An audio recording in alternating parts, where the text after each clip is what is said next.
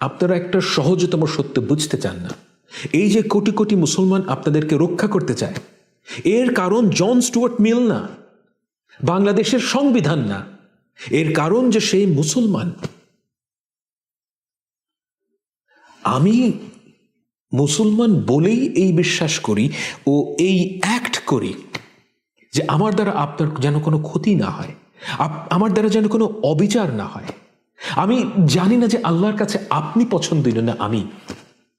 এই হিউমিলিটি আমাকে বাংলাদেশের সংবিধান দেয় নাই, ইসলাম দিয়েছে। কথাটা আমার একার না, লক্ষ লক্ষ মানুষের।